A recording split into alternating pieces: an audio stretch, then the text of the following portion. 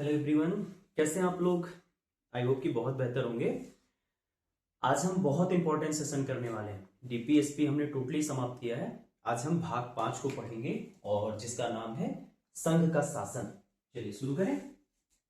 देखिए, आज हम पढ़ेंगे भाग 5 और भाग 5 का नाम है संघ का शासन।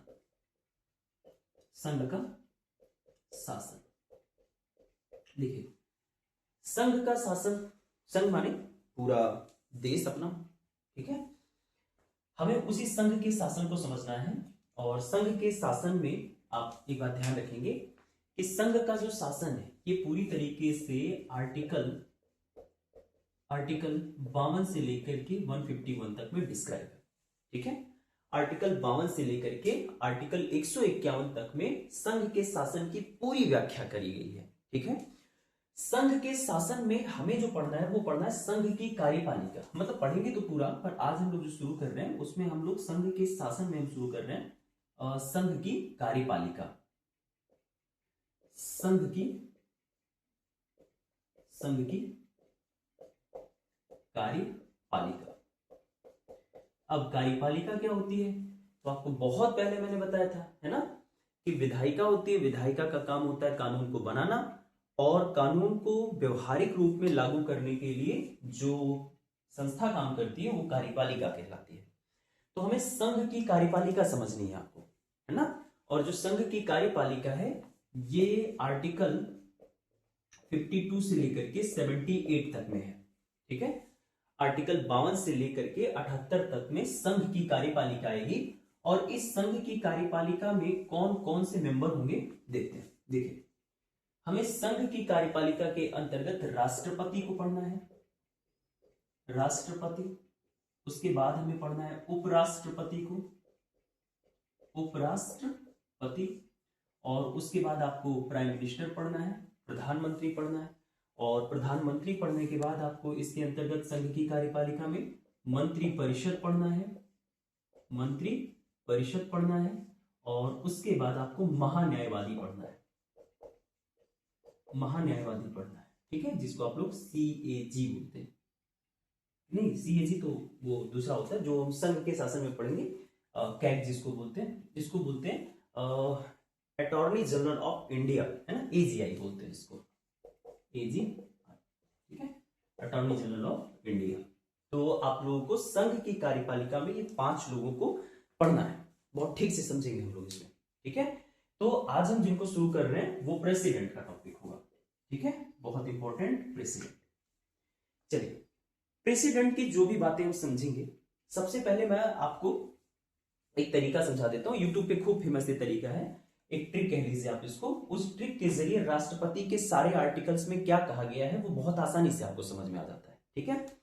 तो उसके लिए एक सेंटेंस आपको ध्यान रखना पड़ेगा और वो है पा का नी को का दु यो दसम, दसम, ठीक है। यहां तक आपको दिख रहा है क्या? दिख रहा है, ठीक है, ठीक है। तो ये राष्ट्रपति के सारे आर्टिकल्स को समझने के लिए ये पकानी कोका दुयो दशम, ये शब्द बहुत इंपॉर्टेंट है। और इस शब्द से ये पूरा जो आप एक सेंटेंस देख रहे हैं ना, इससे आर्टिकल, राष्ट्रपति के आर्टिकल वाइज सारे पॉइंट्स आपको समझ में आ जाएंगे। कैसे आ जाएंगे? जैसे देखिए, राष्ट्रपति की बातें आर्टिकल 52 से शुरू होती है, ठीक है।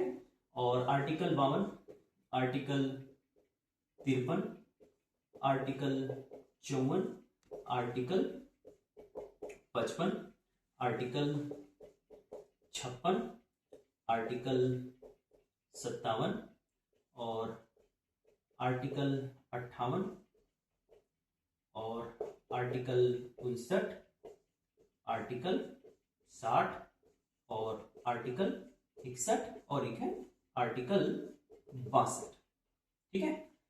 तो ये सारे आर्टिकल्स क्या कहते हैं राष्ट्रपति के बारे में आप यहां से समझ जाएंगे। इस ट्रिक के जरिए बहुत आसानी से आप समझ जाएंगे, ठीक है।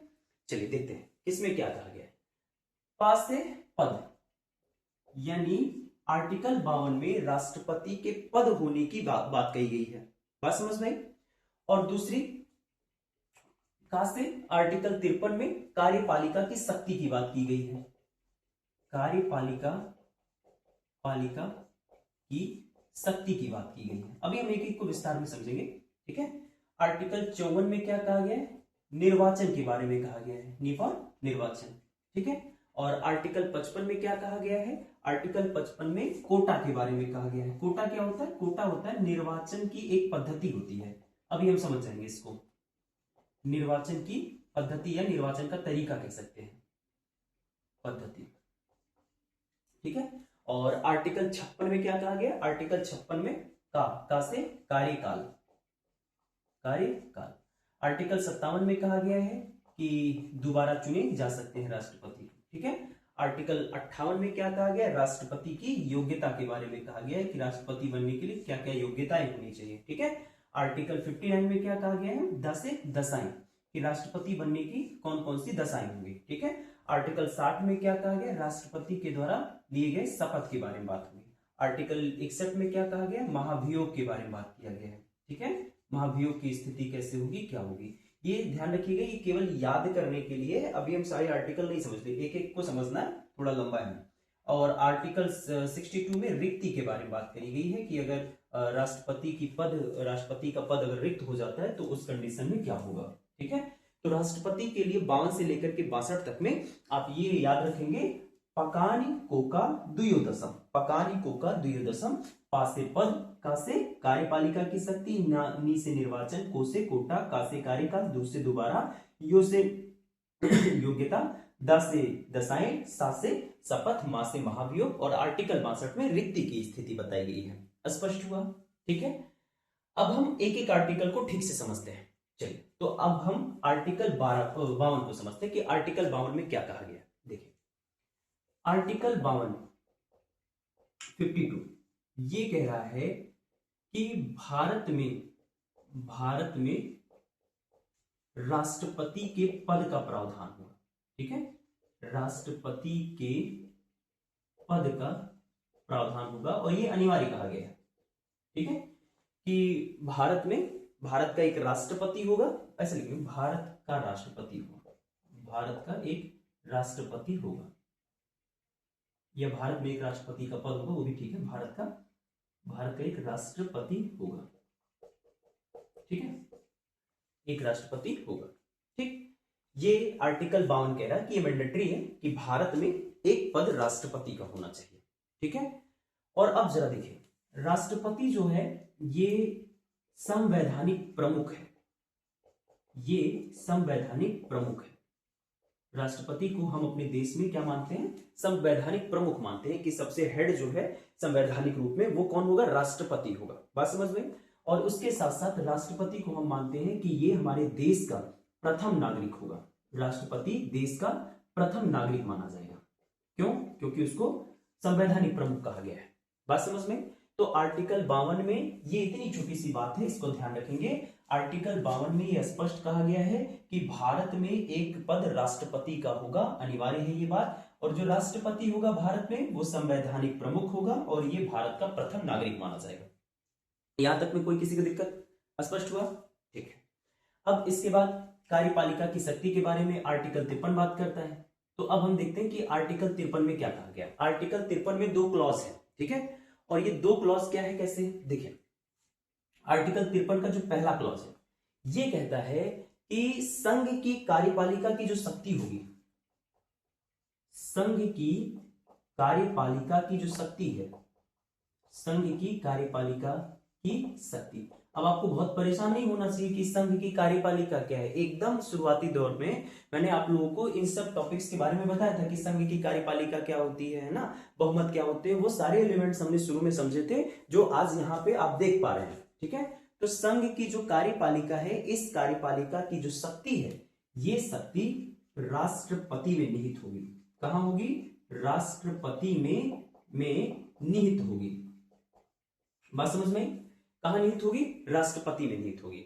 और इसका प्रयोग राष्ट्रपति या तो स्वयं करेगा, इस शक्ति का प्रयोग, इसका प्रयोग प्रयोग राष्ट्रपति स्वयं करेगा या राष्ट्रपति के पूरे पद को संचालित करने के लिए जो अधिकारी होंगे उनके जरिए करेगा, या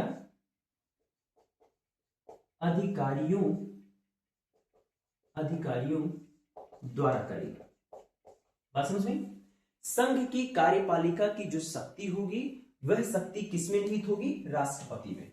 अब राष्ट्रपति संघ की कार्यपालिका की शक्ति का प्रयोग खुद भी कर सकता है या अपने अधिकारियों द्वारा भी करा सकता है। ये आर्टिकल 53 का क्लॉज 1 कह रहा है। बात समझ में? आर्टिकल 53 का क्लॉज 1 कह रहा है कि संघ की कार्यपालिका की जो शक्ति होगी वो राष्ट्रपति में होगी, यानी राष्ट्रपति ही उस शक्ति को धारण करेगा और इस शक्ति का प्रयोग राष्ट्रपति स्वयं भी कर सकता है और अपने अधिकारियों द्वारा करा भी सकता है। अभी हम चीजों को और समझेंगे तो डीप में हम ये समझ पाएंगे कि शक्ति वास्तव में कहां है, क्या राष्ट्रपति के हाथ में वास्तव में है या कहीं और है। अभी हम जैसे जैसे टॉपिक में आगे बढ़ेंगे हमको समझ में आएगा। ठीक, इसका जो क्लॉज 2 है 53 का, आर्टिकल 53 का जो क्लॉज 2 है ये कहता है कि जो प्रेसिडेंट साहब है ना, प्रेसिडेंट साहब सेना के प्रमुख होंगे, तीनों सेनाओं के, वायुसेना, थल सेना, जल सेना, सभी सेनाओं का प्रमुख कौन होगा? ये राष्ट्रपति साहब होंगे। तो सेना बलों का प्रमुख कौन होगा? प्रेसिडेंट होंगे, राष्ट्रपति होंगे। ये आर्टिकल 53 कह रहा है। तो कार्यपालिका की शक्ति इस तरीके से आर्टिकल 53 के क्लॉज 1 में, आर्टिकल 53 के क्लॉज 2 में डिस्क्राइब करी गई है। एकदम स्पष्ट हुआ? चलिए अब इसके बाद हम समझते हैं आर्टिकल 54 को, निर्वाचन को। सबसे इंपॉर्टेंट है वो और थोड़ा सा लंबा है। देखिए आर्टिकल 54 निर्वाचन के बारे में बात करता है। ठीक है, निर्वाचन में क्या कहानी है? आर्टिकल 54 ये कह रहा है कि राष्ट्रपति के निर्वाचन के लिए एक निर्वाचक मंडल होगा। प्रेसिडेंट के निर्वाचन के लिए एक निर्वाचक मंडल होगा। ठीक है, यानी प्रेसिडेंट का अगर आप चुनाव कराना चाह रहे हैं तो वो चुनाव किससे होगा? एक निर्वाचक मंडल के द्वारा होगा। बात समझ में? अब सवाल यह है कि निर्वाचक मंडल क्या है या निर्वाचक मंडल में कौन कौन से लोग होंगे, तो देखते हैं। जो निर्वाचक मंडल है, निर्वाचक मंडल में पहली जरूरी चीज कि लोकसभा व राज्यसभा के जो प्रतिनिधि हैं, जैसे आप जानते हैं कि राज्यसभा में कुछ ऐसी सीटें होती हैं, कुछ ऐसे सांसद होते हैं जो नॉमिनेट किए जाते हैं। बात समझ में? तो नॉमिनेट किए गए लोगों को नहीं, जो निर्वाचित लोग हैं, लोकसभा व राज्यसभा के जो निर्वाचित लोग हैं यही निर्वाचित सदस्य होंगे। ठीक है, तो पहली बात कि निर्वाचक मंडल के सदस्य कौन होंगे? लोकसभा और राज्यसभा के निर्वाचित सदस्य होंगे, नॉमिनेटेड लोग नहीं होंगे। एकदम स्पष्ट जान जाइए। नॉमिनेटेड लोग इसलिए नहीं होते हैं क्योंकि नॉमिनेटेड लोगों को नॉमिनेट कौन करता है? खुद प्रेसिडेंट करता है। और अगर खुद प्रेसिडेंट ही नॉमिनेटेड लोगों को नॉमिनेट कर रहा है कि राज्यसभा के आप सदस्य होंगे, तो चुनाव के दौरान आपको यहाँ पे पक्ष रखते हुए लोग दिख जाएंगे कि अगर नॉमिनेट करने वाले जो नॉमिनेटेड मेंबर्स हैं वो अगली बार भी नॉमिनेट हो, इसके लिए अपने पसंदीदा राष्ट्रपति को चुनेंगे जिनको उन्होंने नॉमिनेट किया है, तो चुनाव थोड़ा सा बहुत वेलफेयर नहीं होगा। इस वजह से यहां से आप देखेंगे कि केवल निर्वाचित सदस्य रहेंगे, ना कि नॉमिनेटेड सदस्य रहेंगे। स्पष्ट हुआ? और उसके साथ साथ जो राज्य की विधानसभाएं हैं, राज्य की विधानसभाएं राज्य की विधानसभाओं के निर्वाचित सदस्य रहेंगे, सभाओं के निर्वाचित सदस्य होंगे। बात समझ में आई? राज्य की जो विधानसभा है, अब विधानसभा क्या है आपको शुरुआती दौर में मैंने बता दिया है। राज्य की विधानसभाओं के निर्वाचित सदस्य किसका हिस्सा होगा? निर्वाचक मंडल का हिस्सा होगा। बात समझ में? और जो 3 यूटीज है ना, इसके निर्वाचित सदस्य निर्वाचक मंडल के मेंबर होंगे। कौन कौन से? एक तो दिल्ली हो गया, दिल्ली, ठीक। दूसरा पुदुचेरी हो गया, पुदुचेरी व जम्मू एंड कश्मीर। इसके जो निर्वाचित सदस्य हैं इतने लोग मिल करके निर्वाचक मंडल बनाएंगे। बात समझ में? तो निर्वाचक मंडल कौन बनाएगा? निर्वाचक मंडल को बनाने के लिए लोकसभा राज्यसभा के निर्वाचित सदस्य लगेंगे।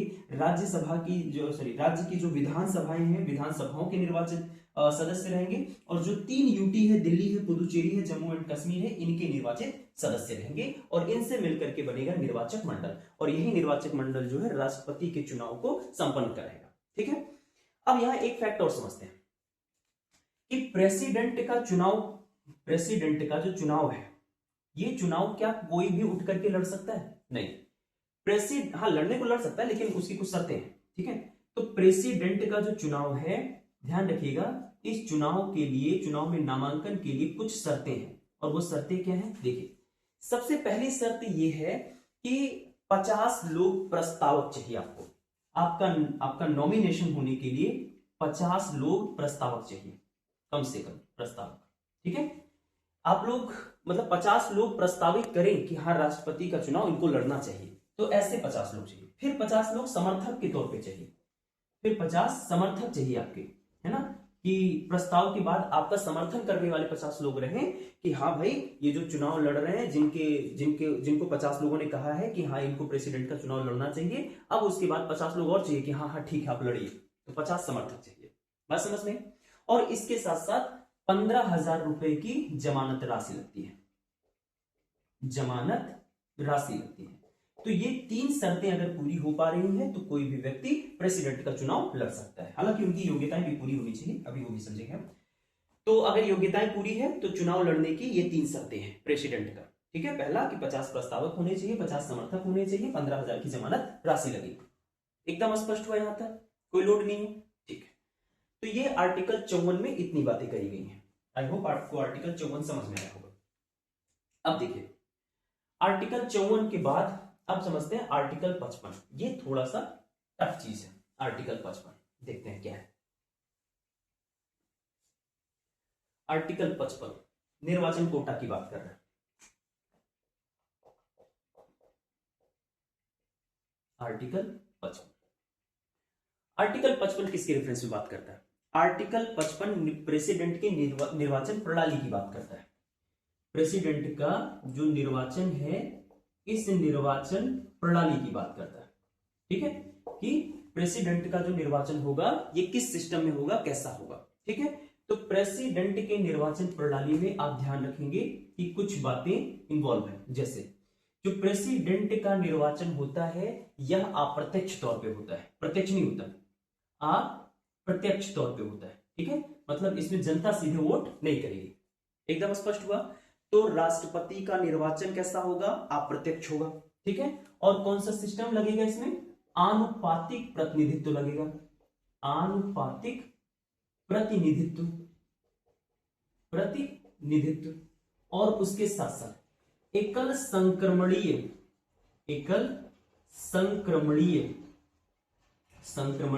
मत पद्धति के द्वारा निर्वाचन होगा।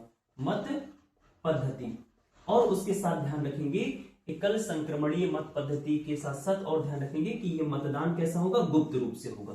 ठीक है, तो निर्वाचन प्रणाली में ये 4 फैक्ट ध्यान रखेंगे कि निर्वाचन प्रणाली अप्रत्यक्ष होगी, आनुपातिक प्रतिनिधित्व के द्वारा होगी और एकल संक्रमणीय मत पद्धति से गुप्त रूप से निर्वाचन प्रणाली कंप्लीट होगी। बात समझ में?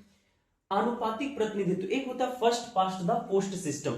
अब first past the post system और आनुपातिक प्रतिनिधित्व में क्या अंतर है, छोटे से शब्दों में समझ लेते हैं। कि जैसे आप अपने ग्राम प्रधान को वोटिंग करते हैं तो ग्राम प्रधान की जो वोटिंग होती है वो first past the post system के द्वारा होती है, और यहाँ आनुपातिक प्रतिनिधित्व के द्वारा होती है इनका क्या नाम है, प्रेसिडेंट का। उसका कारण क्या है? क्योंकि जो first past the post system होता है उसमें क्या होता है कि वहां बहुत सारे मेंबर होते हैं, है ना।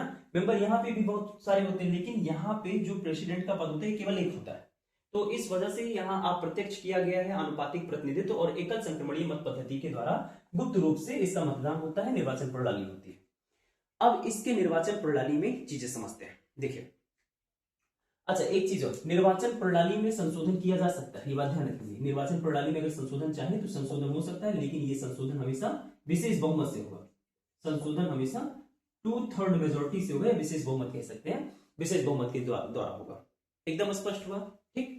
अब देखिए जो निर्वाचक मंडल है, जो आर्टिकल 54 में मैंने बताया निर्वाचक, अब थोड़ा सा हम पद्धति को समझते हैं कि एकल संक्रमणीय मत पद्धति क्या होती है।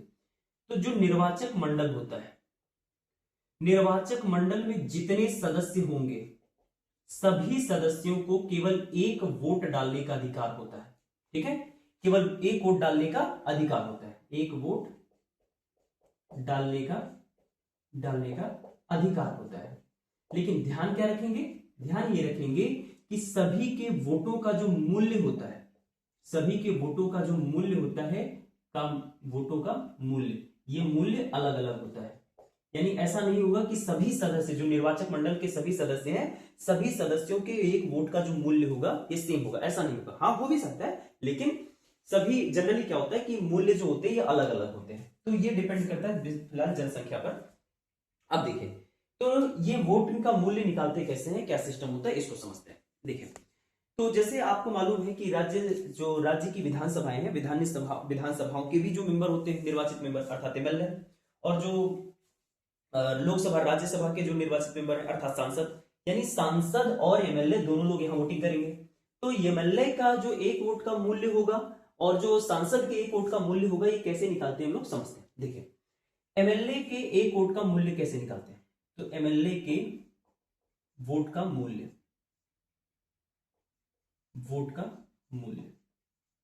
इसको निकालने का एक सूत्र होता है, एक फॉर्मूला होता है, और वो फॉर्मूला ये है कि राज्य की जितनी जनसंख्या, वो जनसंख्या ले लीजिए, राज्य की जनसंख्या टोटल राज्य की जनसंख्या ले लीजिए। यहां राज्य का मतलब जैसे एक यूपी है उससे हम बात कर रहे हैं, तो राज्य की टोटल जनसंख्या ले लीजिए। अब इस राज्य की टोटल जनसंख्या में आपको क्या करना पड़ेगा, राज्य में जितने एमएलए हैं, राज्य में एमएलए की जो संख्या है इसी से भाग कर दीजिए, एमएलए की संख्या से भाग कर दीजिए, और भाग करने के बाद ओवरऑल जो आता है उसमें 1000 से भाग कर दीजिए, तो आपको एमएलए के वोट का मूल्य निकल करके आ जाएगा। बात समझ में? तो राज्य की कुल जनसंख्या में राज्य में कितने एमएलए हैं उनकी संख्या से भाग करेंगे, और ओवरऑल का भाग जब 1000 से कर देंगे तो एमएलए के वोटिंग का मूल्य आ जाएगा। स्पष्ट हुआ? अच्छा, यहां ध्यान रखेंगे, ये जो जनसंख्या वाली कहानी है ना, ये जो 1971 में जनगणना हुई थी ना, वहां से लेकर के 2026 तक की जनसंख्या ली जाएगी। 2026 के बाद जब जनगणना वापस से होगी तब राज्य की जनसंख्या उस पे चेंज हो जाएगी, और जब सीटें और आवंटित होंगी, सीटों में बंटवारा जब हो जाएगा 2026 के बाद, तो ये कंडीशन थोड़ा चेंज हो जाएगा। लेकिन अभी राज्य की जो जनसंख्या है यहाँ पे जो रखी जाती है 1971 की जनगणना से लेकर के 2026 तक के लिए वैलिड है। बात समझ में? चलिए, अब सांसद की वोटिंग का मूल्य कैसे निकालते हैं देखते हैं। दिख रहा है अब तक आप लोग को? ठीक है, देखिए, सांसद के वोट का मूल्य, देखिए सांसद के वोट का जो मूल्य निकाला जाता है ना, स्टेट में जो कुल जितने भी राज्य हैं 28 + 3 यूटी, देखिए इसमें क्या करते हैं, 28 + 3 यानी सभी राज्य के एमएलए का, सभी एमएलए का, सभी राज्य के पूरे एमएलए जितने एमएलए हैं, ठीक है, और ध्यान रखिएगा निर्वाचित, सभी राज्य के निर्वाचित एमएलए के वोट का मूल्य बटे ये जो जितने भी राज्य 28 राज्य + 3 यूटी, जितने राज्य हैं सभी राज्यों के निर्वाचित जो एमएलए हैं, इन एमएलए के जो मतों का मूल्य है, जो वोट का मूल्य है, आप ये लेकर के निर्वाचित सांसदों की संख्या से भाग कर देंगे। क्या करेंगे? निर्वाचित सांसदों की संख्या से भाग कर देंगे। तो ये सांसदों की संख्या, इतना करते ही क्या निकल करके आ जाएगा, सांसदों के वोट का मूल्य आ जाएगा।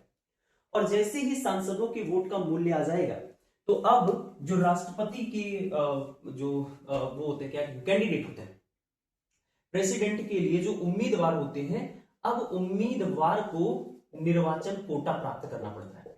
क्या प्राप्त करना पड़ेगा? निर्वाचन कोटा। निर्वाचन कोटा क्या होता है? निर्वाचन कोटा इस उम्मीदवार को अपना पूर्ण बहुमत साबित करने का एक तरीका होता है। बात समझ में? अब ये कैसे निकाला जाता है निर्वाचन कोटा, आइए देखते हैं। इतना आप वीडियो पॉज करके नोट कर लेंगे, ठीक है।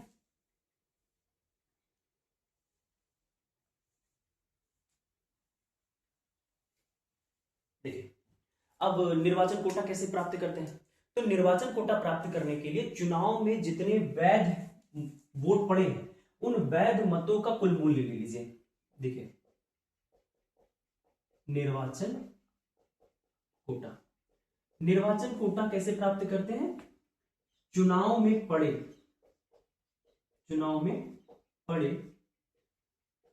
कुल मतों का, कुल वैध मतों का, वैध माने जो पूरी तरीके से लीगल हो, इलीगल ना कुछ भी इसमें, है ना, वैध मतों का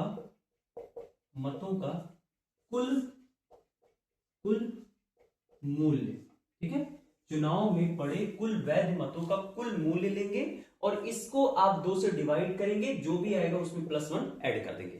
तो यहां से आपको मिल जाएगा निर्वाचन कोटा। क्या मिल जाएगा? निर्वाचन कोटा मिल जाएगा।